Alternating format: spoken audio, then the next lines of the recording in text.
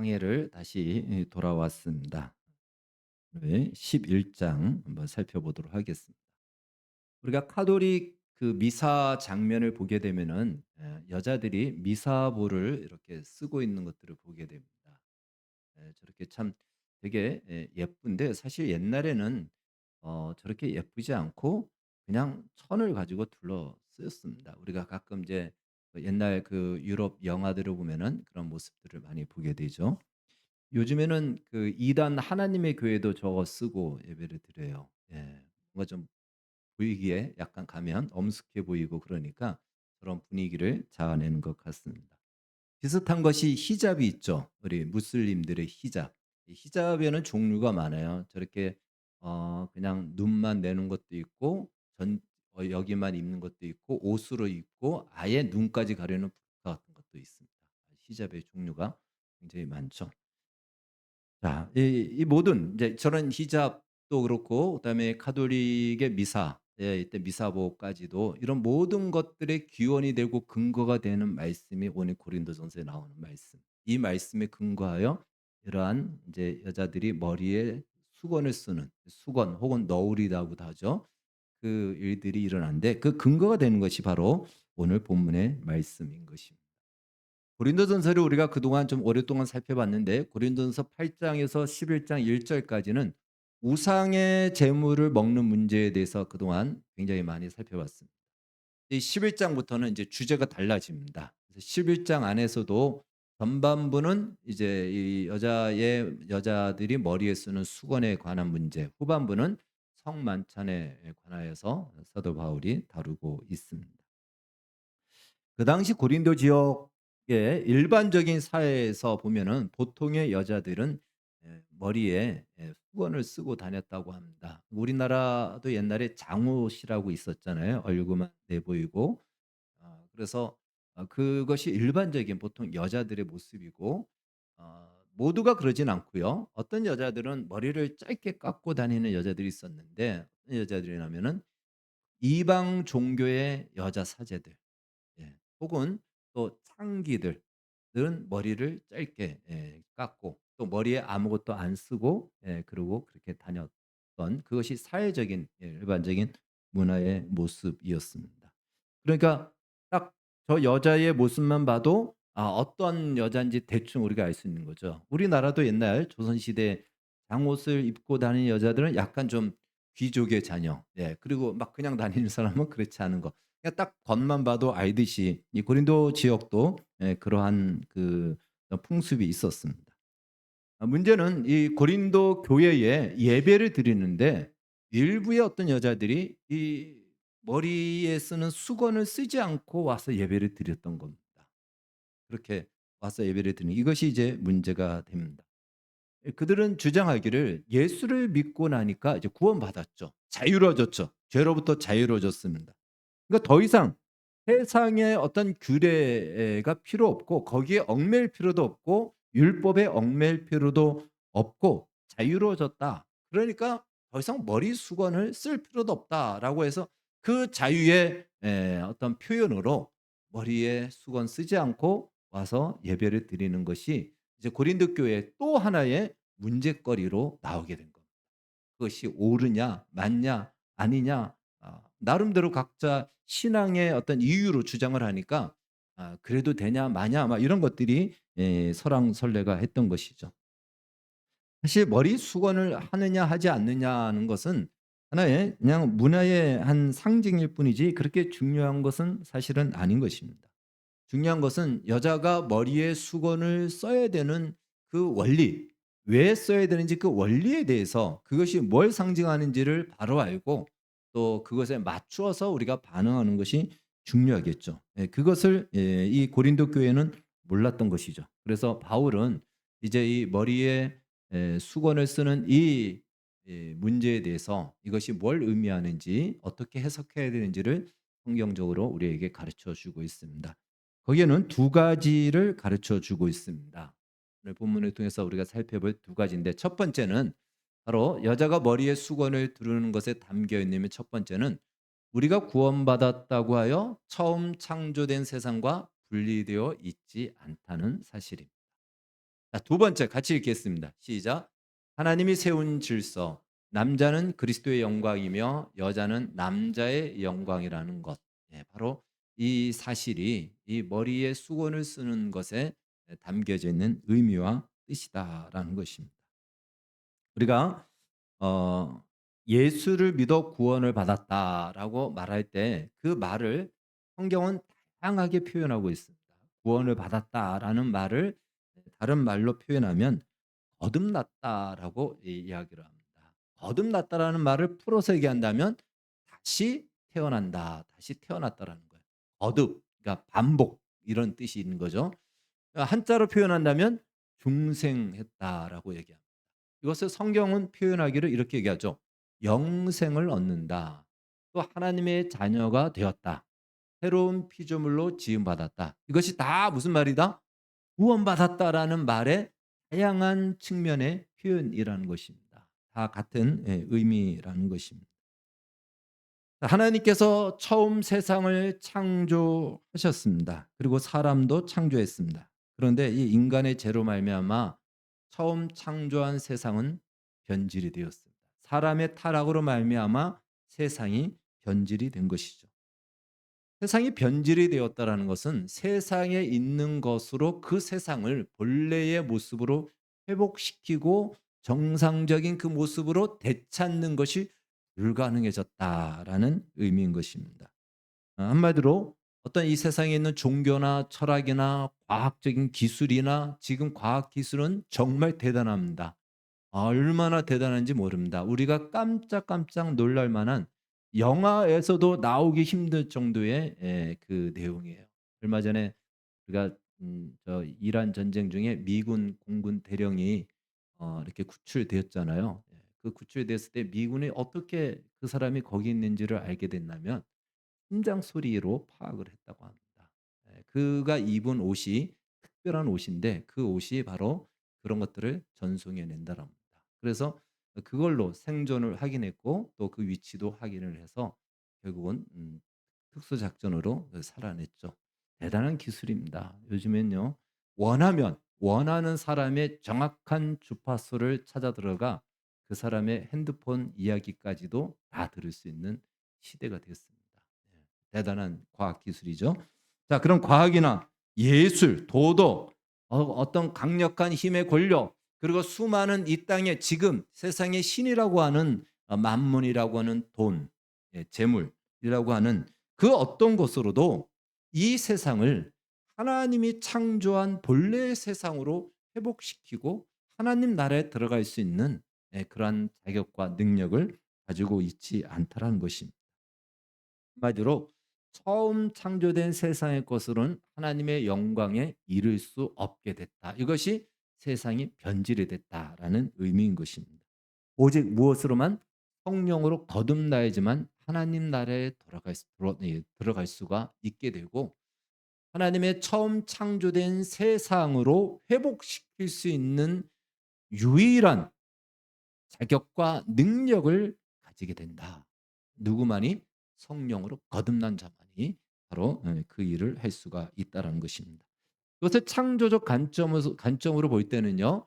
처음 창조되었다 타락하고 변질이 됐기 때문에 다시 우리가 거듭났다라는 표현을 창조적 관점으로 얘기한다면 재창조되었다라는 것입니다. 그러니까 여러분과 저는 예수를 믿고 구원받았다라고 할 때 그것은 바로 예수 그리스도 안에서 우리는 재창조된 새롭게 창조된 피조물이다. 이 사실을 믿으시기 바라겠습니다. 자, 문제는 재창조되었다고 해서 처음 창조된 세상의 것들을 부정하던가 무시하던가 폄훼해도 되느냐 이겁니다. 바로 이 고린도 교회의 어떤 여인들은 바로 그러한 행태의 모습을 보였던 것이죠. 그들은 예수를 믿고 자유로워졌기 때문에 더 이상 세상의 어떤 풍습이나 규례에 내가 묶일 필요도 없고 그건 필요도 없는 것이다라고 생각을 했던 것입니다. 그래서 이제 그들은 그 머리에 수건 없이 예배를 드려도 된다 하고 예배 자리에 나온 것이죠. 사실 머리에 수건을 쓰든 안 쓰든 그것이 구원의 문제와는 상관이 전혀 없습니다. 구원은 우리의 어떤 조건과 자격으로 받는 것이 아닙니다. 만약에 머리에 수건을 쓰고 예배를 드려야지만이 하나님이 예배를 받으시고 구원을 받는다라고 이야기한다면 그때는 무조건 그 머리에 수건을 다 벗어버려야 돼요. 거짓말이기 때문에 구원은 우리의 자격과 조건으로 받지 않기 때문에 구원의 문제와 이것은 전혀 상관이 없는 것입니다. 그러나 하나님의 자녀가 되었다는 이유로 세상의 질서 또 처음 창조된 세상의 상식과 규례를 함부로 무시해서는 안 된다는 것이죠. 오히려 아담의 타락으로 세상이 변질이 되었다면 하나님께서 타락한 아담의 후손인 사람을 새롭게 재창조되었다면 그를 통해서 변질된 세상을 정상적인 자리로 돌아오게 할 수 있는 책임이 오히려 그에게 주어졌다는 것이죠. 그 세상을 외면하고 무시하는 것이 아니고 나 때문에 인간 때문에 변질된 세상을 회복할 수 있는 책임이 오히려 구원받은 하나님의 백성에게 주어지고 있다라는 사실입니다. 세상이 변질되었다라는 것을 세상 사람들은 알까요? 모를까요? 물론 요즘 세상 사람들도 이런 말을 하죠. 말세다, 말세. 우리만 쓰는 말이 아니고 예수를 안 믿는 사람들도 말세다라고 얘기를 합니다. 그런데 뭔가 판단을 하려면요. 기준이 있어야 됩니다. 근데 그 사람들이 생각하기에는 자기들이 좋았다라고 하는 것이 기준이에요. 근데 자기들이 좋았다라는 기준이 각각 다 다르잖아요. 그래서 그들은 변질이 됐는데 그것이 자기가 좋았다라고 하는 그 자체도 이미 변질이 된 것인데 그 변질된 것에 대해서 제대로 파악을 사실은 못합니다. 누구만이 파악하죠? 예수를 믿는 구원받은 하나님의 백성들만이 이 세상이 변질이 된 것을 압니다. 이 세상이 하나님을 대적하는 것을 그들은 압니다. 하나님의 창조한 세상에서 변질되었다라는 사실을 구원받은 사람들만이 유일하게 알 수가 있는 것입니다. 자, 그런데 이 고린도 교회의 어떤 여자들은 이 세상은 변질되었기 때문에 세상의 것은 쓸모없다. 어차피 세상에 멸망당해다 없어질 것들인데 그걸 우리가 붙잡고 지킬 필요가 있느냐라고 여겼던 것입니다. 이것이 우리가 조심해야 될 영적 우월주의의 함정인 것입니다. 그리고 영적 우월주의 함정에 오늘날 굉장히 많은 사람들이 사실은 이 함정에 빠져 있습니다. 영적 우월주의 함정이 무엇일까요? 바로 이것은 영적인 것은 신성하고 신령하고 차원이 높고 육적인 것은 속되고 가치 없는 것이다. 라는 사실은 이 이원론주의, 영지주의에서 나온 것입니다. 예. 그래서 눈으로 보이는 물질적인 것보다 눈으로 보이지 않는 영적인 것이 더 우월하다라고 하는 것이에요. 오늘날도 그래서 영적 체험을 한 사람이 마치 신앙생활에서 그 사람이 더 좀 높은 차원에 있는 사람처럼 우리도 그렇게 생각을 한다라는 거예요. 내가 듣지 못하는 어떤 음성을 듣고 내가 보지 못하는 어떤 환상을 보고 그러면 그 사람도 그렇지 않은 사람을 약간 좀 어 이렇게 좀 낮은 수준의 그리스도인으로 보고 자기는 뭔가 좀 높은 차원의 신령한 자리에 와 있다라고 생각을 합니다. 굉장한 착각인 것입니다. 그렇지 않습니다. 아무리 영적인 체험을 하고 깊은 영적 경지에 들어갔다 할지라도 그 영적인 것이 표현되는 것은 우리의 몸을 통해서 표현됩니다. 육적인 것을 표현되고 그것이 펼쳐지는 현장은 바로 세상이라는 소위 처음 창조된 변질된 세상 속에서만 진짜 영적인 것이 무엇인지가 드러나고 표현되고 확인될 수 있는 것이 놀랍죠. 그러니까 영적인 것이 신령하다 해서 저 공중에서 구름 타고 살면 상관없어요. 그런데 아무리 신령하고 아무리 체험을 많이 하고 아무리 음성을 많이 듣고 아무리 깊은 경지에 들어갔다 할지라도 그 영적인 신령한 것, 가령 좋은 것이라고 할 수 있는 신앙 안에서 영에 속하고 생명에 속하고 하나님께 속한 것, 우리가 소위 말하는 어떤 사랑, 은혜, 평강, 생명, 거룩, 이 모든 것들은 다 어디서 표현된다? 이 세상에서 표현되는 거예요. 우리의 몸을 통해서 표현됩니다. 육적인 것을 통해서만 확인되어지고 표현되어지는 거예요. 그러니까 이 영적 우월주의 함정에 우리가 빠져서는 안 됩니다. 요것이 더 깊이 발전된 것이 뭐냐면 제국주의 시대에 기독교적인 가치가 아닌 기독교적인 문화가 아닌 문화는 다 귀신 문화다 해서 그냥 문화를 다 짓밟은 거죠. 제국주의 시대에. 그리고 그것이 조금 더 나아가서 사람에게도 적용합니다. 우생학이 나오게 돼요. 쓸모없는 인간은 오히려 해가 된다 해서 그 인간들은 다 죽여버리고 쓸모 있다라고 여겨지는 인간들만 살려줘야 된다. 그것이 이제 나치가 그들이 이제 학살하는 근거로서 우생학을 적용시킨 겁니다. 그러니까 굉장히 잘못된 것이죠. 예. 이 시작이 무엇이다? 바로 이 영적 우월주의, 영적 엘리트주의에서 나온 영지주의에서 나온 것이다라는 것입니다. 고린도 교회에 있던 이 여자들은 머리에 수건을 쓰는 규례를 바로 그렇게 생각을 했던 것이죠. 이것은 변질된 세상의 규례요, 하나의 풍습이요, 관례이기 때문에 지킬 필요가 없다라고 여겼던 것입니다. 물론 수건을 쓰지 않아도 됩니다. 금방 말씀드렸듯이 그것은 우리의 구원과는 상관이 없습니다. 그러나 그 당시에 만약에 고린도 교회에 예배하러 가는 여자들이 머리에 수건을 안 쓰고 교회에 탁 가면 그걸 바라보는 세상 사람들은 어떻게 볼까요? 저 여자들을 어떻게 볼까요? 아, 이방 종교의 사제처럼 보는 거예요. 혹은 창녀처럼 봅니다. 그러면 그들이 전하는 복음을 받을 수 있을까요? 받지를 못하죠. 그들이 전하는 복음을 안 듣죠. 창녀가 전하는 창녀의 인생을 산다라고 여겨지는데 그 사람이 전하는 복음을 어떻게 듣겠습니까? 그러니까 이것은 복음에 방해되는 아주 큰 문제가 되는 것입니다. 복음 전할 기회를 잃어버리는 것이죠. 자, 그렇다면 우리가 또 하나 생각해야 됩니다. 그렇다면 우리가 이 세상에 기존에 있는 모든 질서와 문화를 무조건 다 존중해야 되는가? 우리 기존의 우리나라 문화도 다 사실은 귀신 문화잖아요. 이런 것들을 다 무조건 다 존중해야 되는가? 그럴 수는 없습니다. 죄를 짓는 문화 혹은 기독교적 가치와 배치되는 것을 강요할 때 우리는 그것을 분명히 거절해야 됩니다.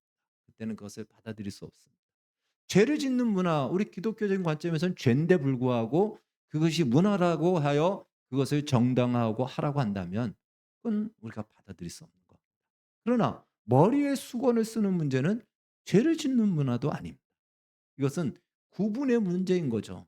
여자와 남자의 어떤 차이 혹은 그 남자와 여자의 구분을 위해서 두는 이러한 일반적인 문화들은 우리가 얼마든지 받을 수도 있고 존중하고 또 그 안에 담겨 있는 오히려 창조의 질서를 찾아내야 되겠죠. 그러니까 우리가 여기서 첫 번째 기억해야 될 것은 우리가 예수 믿고 구원받았다고 하여 이 세상은 쓸모없고 망할 세상이니까 어차피 이 세상과 상관없이 우리끼리 살자 해서 저 산에 들어가서 예수 믿는 사람들끼리 모여 사는 그러한 마을이 있죠. 우리나라도 있고 미국에는 아예 그런 큰 마을이 있죠. 메노나이트나 몇 가지 있습니다. 근데 그것은 참 신앙의 어떤 순결을 지키기 위한 싸움이기도 하지만 그것은 성경적이지는 않습니다. 왜 그러냐면 이 변질된 세상을 회복할 수 있는 사람들이 우리이기 때문에 그렇습니다. 예수님께서 승천하실 때 제자들에게 너희는 땅 끝까지 가라 그랬잖아요. 그 땅 끝이 어디입니까? 세상 끝날까지 성령 받고 땅 끝까지 가라. 바로 변질된 세상이에요. 그 땅 끝이 변질된 세상 속에 들어가 영혼을 구원하여 그 사람을 통해서 그 문화를 바꾸고 그 질서를 바로 세우는 이 일을 예수님은 제자들에게 맡기셨고 이것은 오늘 우리에게 주어진 책임이기도 하다라는 것입니다. 오직 복음으로만 세상을 바꿀 수 있기 때문에 이 명령은 지금도 우리에게 유효한 것입니다. 따라서 크리스찬들이 지금 살아가는 우리에게 주어진 책임이 무엇인가? 우리 각자의 삶에 개인의 인생을 살아가는 것도 버겁지만 모든 그리스도인에게 주어진 책임이 바로 우리는 우리를 위해서만 사는 인생이 아니고 우리를 통해서 이 세상을 하나님이 통치하는 세상으로 바꾸고 변화시키고 제자리로 정상화시키는 이것이 우리의 책임이며 이것은 우리의 영광이고 기회이기도 하다라는 것입니다. 다시 말해 하나님을 부정하는 세상 속에서 하나님을 경외하는 믿음을 가진 사람으로 존재하며 사는 것입니다. 그러면 결코 그것이 이 세상에서 지금 이 세상에서는 쉽지 않습니다. 그러나 하나님의 시선은 바로 그런 한 사람을 찾고 있다는 것이죠. 그 사람을 통해서 하나님의 영광을 받으시고 하나님의 일하심을 나타내 보이심으로 그 사람을 통해서 하나님 놀라운 역사를 이루신다라는 것입니다. 그러니 우리의 이게 주어진 인생의 기회, 여전히 이 세상 속에서 하나님이 우리에게 삶을 허락하셨다는 것은 바로 그 책임과 그 영광의 자리로 우리가 기회를 부여받고 있다라는 사실을 기억하시기 바랍니다. 바울은 이 여자가 머리에 수건을 쓰는 것을 하나님의 창조 질서라는 그 시각에서 해석해 줍니다. 단순히 이제 그것은 남자와 여자의 차이만이 아니고 이 안에 담겨 있는 하나님의 부르심과 계획하심이 무엇인지를 알려주는 것이죠. 여자가 머리에 쓰는 것은요, 여자 위에 누가 있다? 남자가 있다는 것을 상징적으로 고백하고 표현하는 것입니다. 그러면 반대로 남자가 머리에 수건을 쓰지 않는 것은 남자 위에 그리스도가 있다라는 것을 보여주는 겁니다. 자, 그러면 누군가는 머리에 모자를 이 수건을 쓰고 누구는 수건을 안 씁니다. 그러니까 여자들이 불만을 가질 수도 있죠. "왜 우리는 이걸 쓰게 만드냐?"라고 하는데, 만약에 남녀를 막론하고 머리에 수건을 쓰는 것이 유행처럼 번져 있다면 다 쓰고 싶은데 "쓰지 마라." 그러면 그게 더 힘든 걸 거예요. 그렇죠. 남자들은 쓰지 마. 아, 그럼 남자들은 왜 우리 과시하고 차별하나? 이렇게 얘기하겠죠. 그러니까 이것은 차이의 문제지 누구에게 더 수고를 덜어 너는 더 수고하라라는 이러한 개념의 문제가 아니다라는 것입니다. 더 중요한 것은 그것이 무엇을 우리에게 가르치고 있고 의미하고 있는지를 아는 것입니다. 자, 여자가 머리에 수건을 쓰는 것은 여자가 남자에게서 나왔기 때문이다라고 성경은 말합니다. 우리가 잘 알고 있듯이 아담에게서 아담의 뼈로 이제 하와 이 여자를 하나님이 만드셨습니다. 그래서 남자가 먼저이고 여자는 그 다음이다. 이 말씀을 가지고 일부의 사람들은 성경이 가부장적 제도를 만든 최초의 원인이다, 이렇게 이야기를 합니다. 그렇지 않습니다. 여기서 먼저라는 것은요, 시작, 기원이라는 뜻이지 먼저이기 때문에 그가 우월하고 두 번째인 사람이 열등하다 이런 뜻이 아닙니다. 먼저이기 때문에 그가 특권을 누리고 두 번째는 그 종처럼 살아야 된다, 이것을 말하지 않습니다. 이걸 우리가 어디서 알 수 있냐면 바로 에베소서 5 장에 보면은 똑같은 말씀을 비유해서 이렇게 얘기합니다. 교회가 나온 기원이 어디냐면 그리스도입니다. 교회의 탄생은 그리스도 예수 그리스도를 통해서 교회가 나왔어요. 그래서 그리스도가 먼저고 교회가 그다음인 것입니다. 이 관계와 남자와 여자의 관계를 똑같이 대입해서 설명합니다. 그리스도가 먼저고 기원이에요. 교회는 그 뒤에 나온 겁니다. 그러면 교회가 그리스도보다 못한 존재이기 때문에 교회는 그리스도에게 종처럼 살아야 되고 그리스도는 그냥 특권을 누리며 막 군림을 해도 된다, 그 말인가? 그렇지 않죠. 자, 그리스도와 교회의 관계를 어떻게 성경은 얘기합니까? 그리스도께서는 교회를 위하여 자기의 목숨을 내어줄 정도로 사랑하셨고 희생하셨습니다. 이것이 그리스도와 교회의 관계예요. 그러니까 남자와 여자의 관계의 우선은 무엇이죠? 남자는 여자를 위하여 자기 목숨을 내어줄 정도로 희생하고 사랑하는 것입니다. 사실 목숨 내놓으라 그러면 그냥 목숨 하나 내어주면 쉬운데 차라리 그게 쉬워요. 그런데 그 안에 담겨 있는 의미가 무엇이죠? 여자에 대하여 인내하고 오래 참고 기다려주고 수고하고 이 모든 것들이 담겨져 있는 것이죠. 그리스도가 교회를 향하여 그렇게 하셨듯이. 반대로 바로 여자의 머리가 남자라는 이 의미는 여자가 두 번째라는 것은요, 바로 이 여자는 교회는 그렇게 내어주시는 사랑을 받은 교회는 그리스도에게 순종하고 복종하는 것입니다. 그 역할이에요. 역할을 그렇게 맡았다라는 것입니다. 어떤 사람들은 이것만 더 강조할 때가 많아요. 그래서 여자만 순종하고 복종하게 만든다라고 얘기하는데, 여자에게는 남자를 위해서 목숨을 내어 희생하라 이렇게 요구하고 있지 않다라는 사실이에요. 어느 것이 더 쉬울까요? 자기 목숨을 내어 주기까지 사랑하는 것이 희생하는 것이 더 쉬울까요? 아니면 순종하고 복종하는 것이 더 쉬울까요? 쉬운 것이 없죠. 그게 더 어렵습니다. 예. 남자에게 순종하는 거 좀 그럴 만해야 순종하지. 네. 마음이잖아요. 순종할 만해야 순종하지. 말도 안 되는 행동을 하고 말도 안 되는 말을 하는데 그걸 복종하라고? 난 못하겠다. 예. 근데 교회가 하나님 말씀 앞에 우리가 뭐라고 얘기하죠? 하나님 말씀 앞에 순종하라고 그러잖아요. 지금 다 이해하지 안 돼도.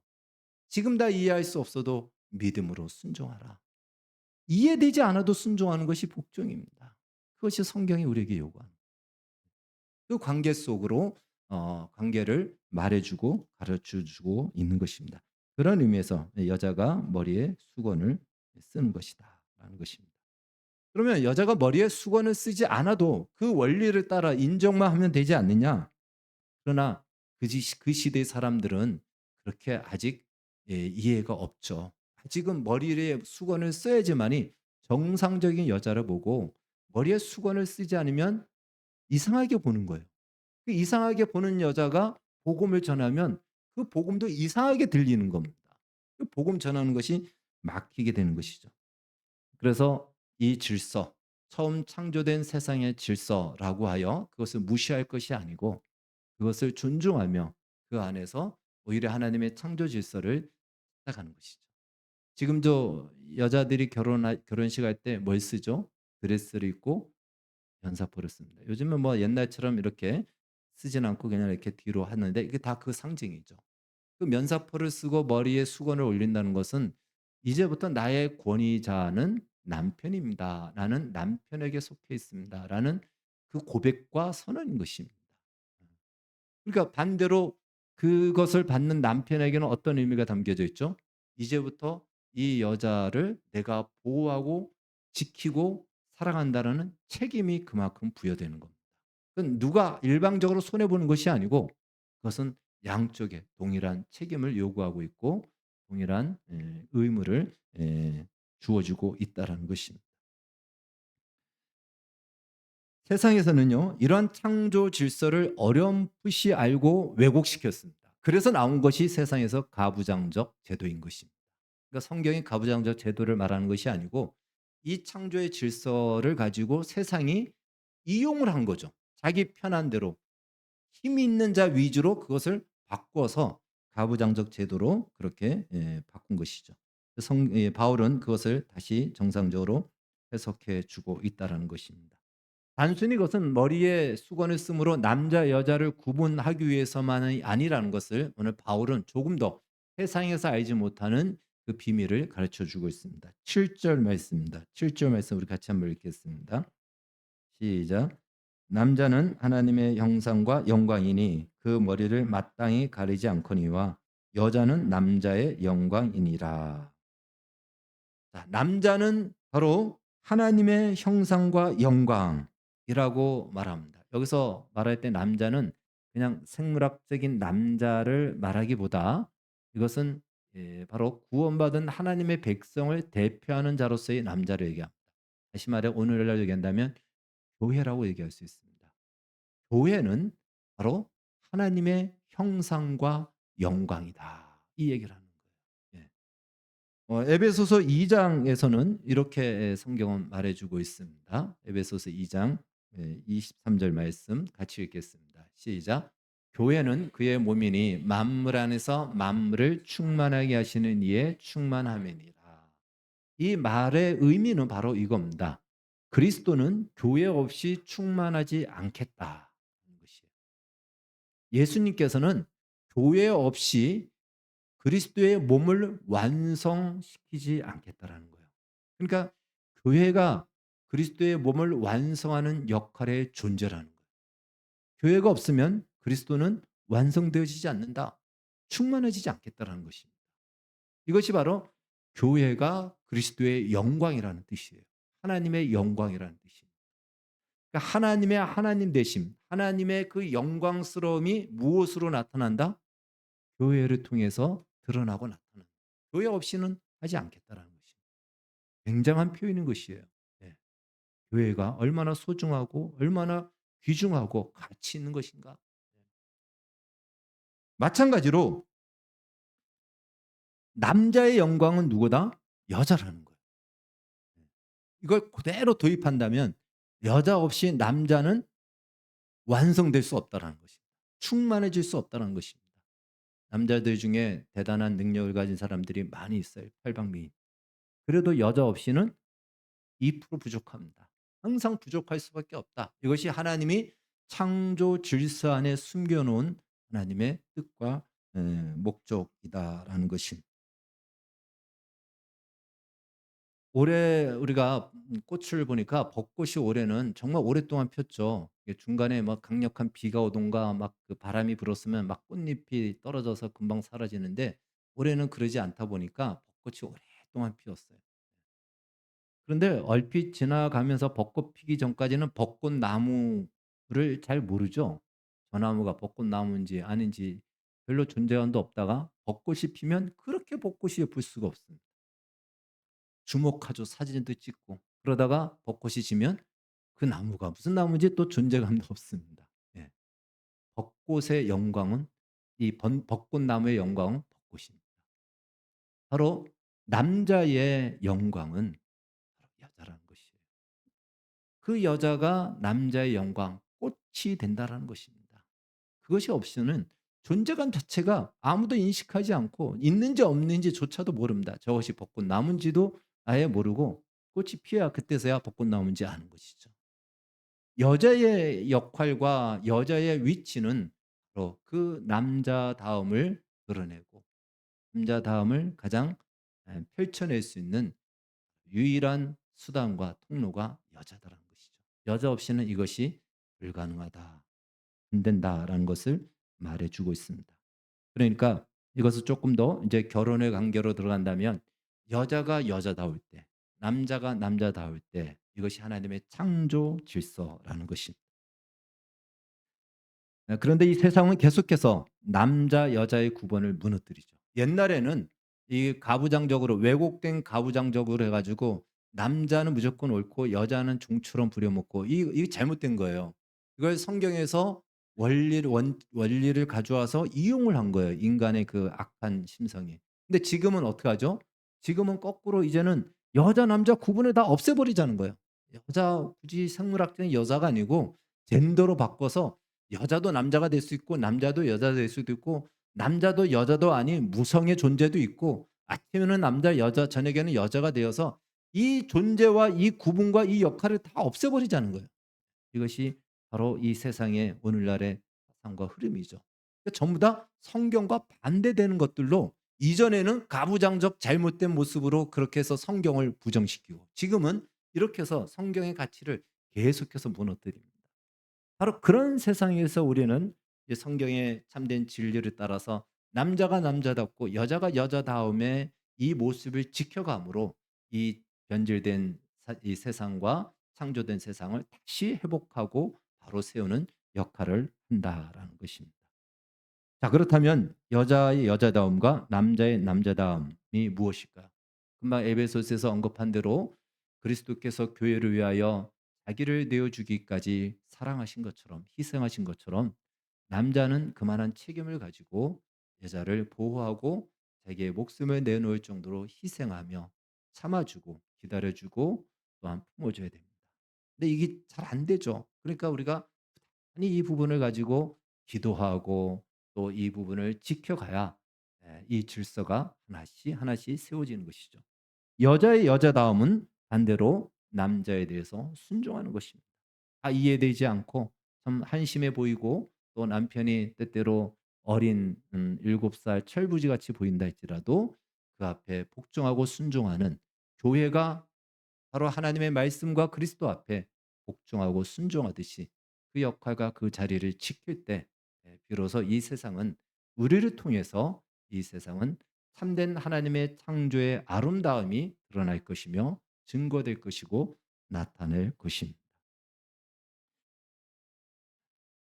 변질되었지만 여전히 하나님이 창조한 이 세상에서 새롭게 재창조된 우리만이 이 본래 변질된 세상을 하나님이 창조한 본래의 아름다움으로 회복시킬 수 있는 유일한 책임을 맡은 자라는 것을 기억하셔서 이 책임은 우리의 영광이며 또 교회를 통해서 그리스도께서 그 영광의 꽃을 피우듯이 바로 여자를 통해서 남자의 그 영광의 꽃이 피어지는 이 역할, 바로 이 자리매김을 하는 것이 우리에게 주어진 기회라는 것. 그리고 이것이 가장 영적이고 거듭나고 신령한 자가 이 땅에서 펼쳐낼 수 있는 신앙의 실체라는 것을 기억하여 우리 남은 생애가 바로 이런 하나님의 놀라운 창조 질서를 회복하고 창조의 아름다움을 가정과 우리 사회와 우리 현실에서 드러내고 또한 그것을 증거하는 그 자리로 나아가기를 주의 이름으로 축원합니다.